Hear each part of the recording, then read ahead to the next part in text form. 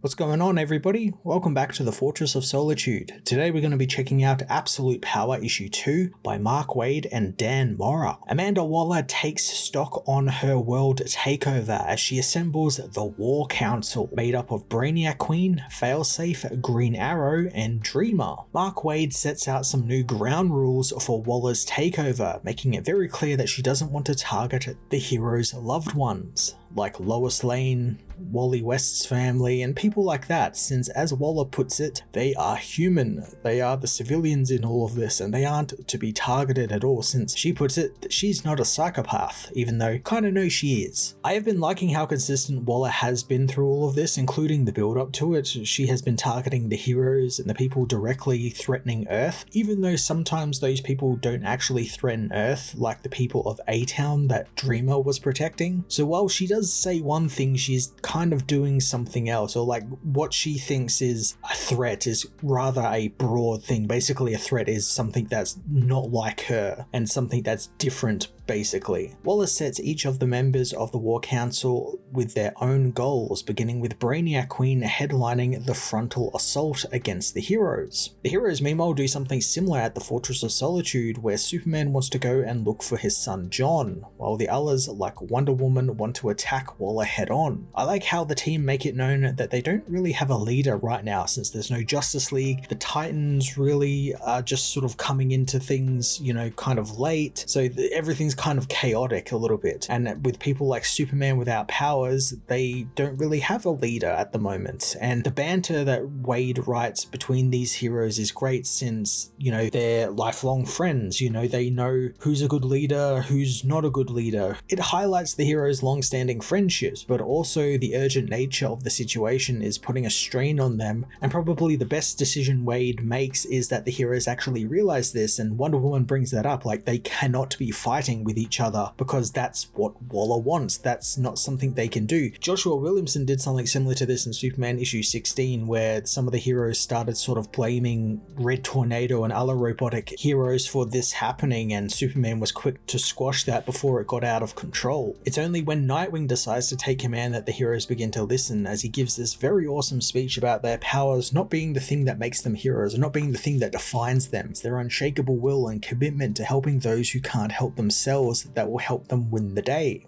Like Waller, Nightwing sets the team out on some missions, with the Titans running defense since most of them still have their powers, while Superman and the other heroes try and access the multiverse to get help from allies, while Black Canary assembles a small team to go and take down Green Arrow. Superman also gives the heroes access to the entire fortress, breaking out the arsenal of alien weaponry he's confiscated over the years, and even some cool new tactical suits for the Justice League. These outfits, I assumed, would have come from Hal Jordan. Being in the Green Lantern book that Jeremy Adams is writing, it looks like he's about to steal a lot of Waller's confiscated weaponry, as he's found himself in like the heart of her operation in a big warehouse where a ship is being loaded up with all of these different weapons and things from heroes and villains. So I thought it was going to be something similar to that, where he ends up piloting this ship to safety and they kind of raid the stores and arm themselves with things that Waller has confiscated or made. Nonetheless, I like what Waid has done here, where Superman and Batman kind of put their heads together to create these suits for the League at some point in the past. I also think this might be a little hint at Waid's upcoming World's Finest arc, where we'll actually see the formation of the Justice League, and maybe this is something tied to that, where maybe they had thought about having like a unified costume or something when they're on the League or something like that. And I imagine that's exactly what this is going to be. We're going to see those suits in that arc in some form.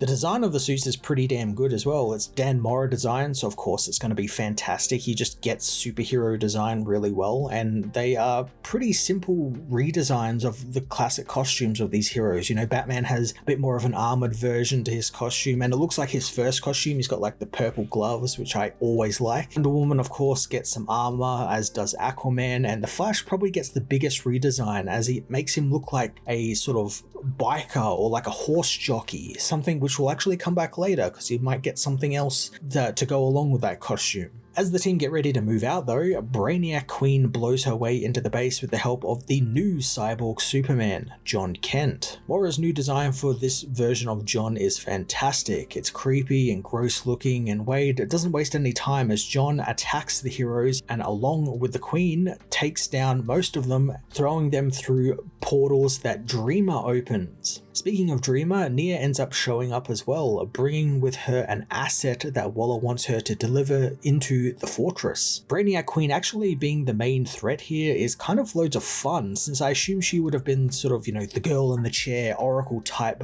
for Waller.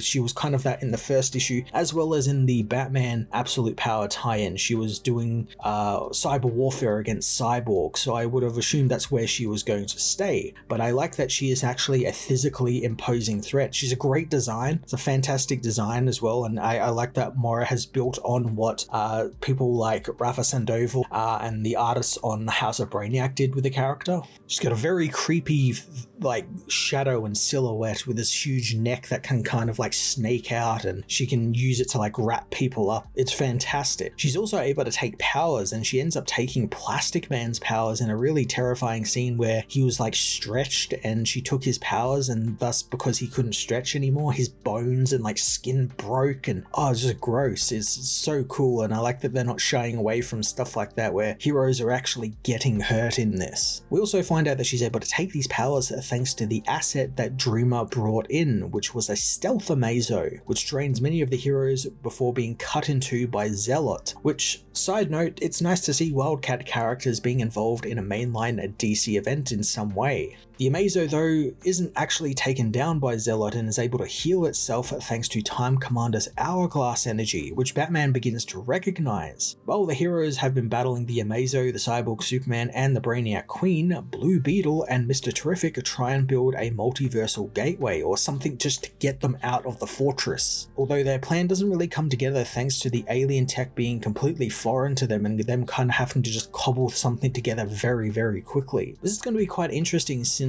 Waller made it clear that their world is cut off from everything, the microverse, the multiverse, everything. However, we don't exactly know how it's cut off, and it makes me wonder if this could be some sort of seed to the new Absolute DC stuff that's happening after this event, because we've been told there's going to be seeds to the Absolute universe within Absolute Power, and I could see this maybe the gate works and it goes to the Absolute universe, or maybe their world being cut off from the multiverse results in the Absolute universe starting to exist because something needs to fill the void or something. Definitely really cool places they can go with that, and I'm really intrigued to see how Wade is going to work the Absolute universe into this, even if it's just hints, little hints here and there. I'm intrigued to see what he does with it. While Ted and Michael work on the gate, Flash arrives on a cool new speeder bike that goes with his costume to save the heroes from the Cyborg Superman with kryptonite. I really like that both Mark Waid and Joshua Williamson have decided that all of these heroes need both cool alternate costumes like action figures, but then also vehicles. Superman got a Flash new speeder bike in House of Brainiac, and now Flash also gets one, and I kind of like that they've sort of seemingly agreed that that's something that needs to happen. And again, it's cool. It goes back to the time when you would see things like this in comics because they were advertising for toys at the time, during the 90s, Superman riding a motorbike or something like that you can then just go and buy a toy of, which I imagine there's going to be a toy of this at some point from McFarlane Toys. So at this point, you're probably wondering that there is a lot of stuff going on, and there is a heap of shit happening at the moment, and it just keeps coming, and Wade does a great job balancing both the story beats and laying down foundations for things like Batman figuring out that maybe Time Commander is involved in somehow, and the Brainiac Queen taking the powers through the stealth amazo, all these little story beats, he's laying them all out and putting it in just this utter chaos of this issue, because this issue moves at breakneck speed, but never does it feel like it's rushing. It feels like it's there in the moment, in the chaos, the chaos is the thing that's causing it to move very frantically, because all this attack, while it's 30 odd pages, you would think if it was in real time it would be over the space of 5 minutes, maybe 10 minutes,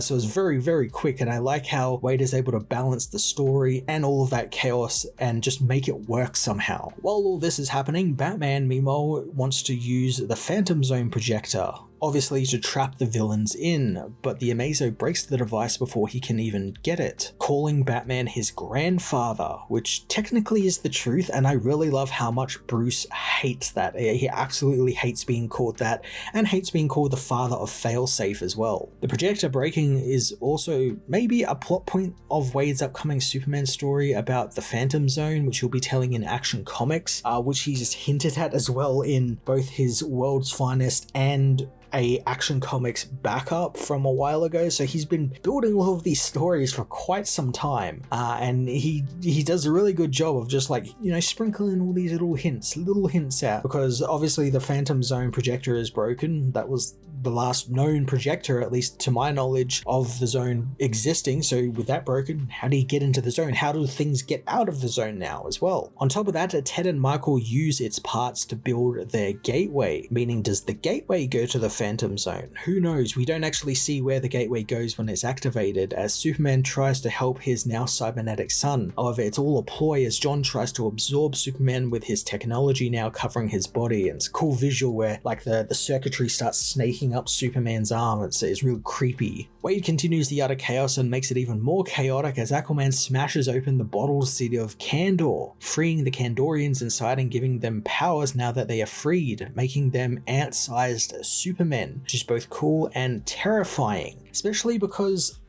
I'm trying to remember whether they are still insane thanks to Zod dipping them in the Lazarus pits, although we also know that Zod kind of had his own Kandor, which he then used to make New Kandor, which is over in the Kneel Before Zod book. It's really strange. The current history of Kandor is kind of all over the place, and hopefully someone comes around and just sort of sets it straight a little bit, but very, very terrifying to have all of these, you know, possibly insane Kandorians just flying around, but they get taken care of pretty quickly, and we'll get to that in a minute. As the Flash deals with the cyborg Superman by throwing him into Blue Beetle's bug, Ted gets the transportal working and the team begin to escape through it, but not before the Brainiac Queen deals with the Kandorians by trapping them in a red sun solar energy, seemingly keeping them captured and maybe allowing Waller access to them or something. Again, like they're just like these insane, possibly insane Kryptonians Waller now has access to. That's pretty terrifying. With no other choice, Superman activates the Black Zero protocol, the Fortress's self-destruct sequence. Dreamer also gets her moment here as she decides to fully go against Waller here after seeing what she did to John, which is very strange because up until now, Dreamer has known that Waller has a gun held to her family's head, basically forcing her to do this. So you would think that would be the thing that sort of broke the camel's back and made her turn, but no, it's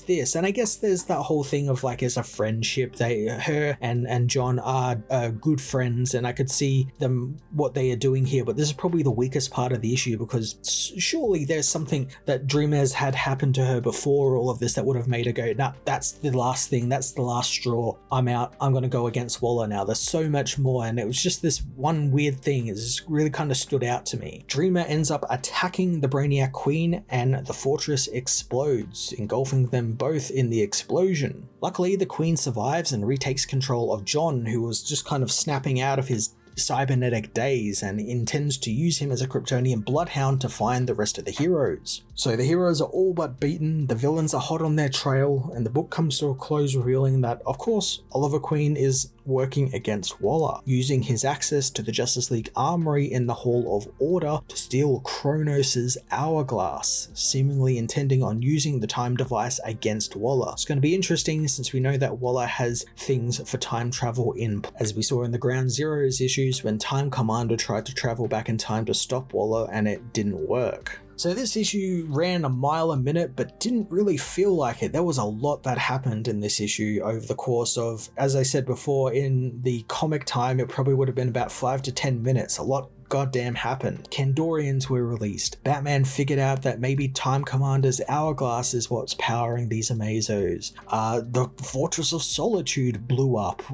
which is, you know, nothing short of big. That's a really big thing to happen. all this really cool stuff happened as well, like the tactical new suits the heroes got all look really cool. Flash's speeder bike looks great. All this really cool stuff is happening in this book. I think maybe there was probably a bit too much in this issue. It did flow very nicely, but it did cram in quite a fair bit, and that did actually fit in well with the just utter chaos of everything that was going on. But maybe you could have saved some of this stuff for the later issues, and it makes me wonder what is going to be in the next couple of issues of this book if this was all crammed into issue 2. Anyway, I really enjoyed this book. Wade is firing on all cylinders. He's laying seeds for all his stories to come and some yet to be revealed, like Absolute and all of the stuff with that. Dan Mora's work is just utterly fantastic. Every page is just a stunning vista of color and action and superheroes doing what they do best. It's just fantastic, and I cannot recommend this book highly enough. It's a damn good event story. This is what an event should be. It's big, it's bombastic, and it's a load of fun. I'm going to give this issue a 10 out of 10.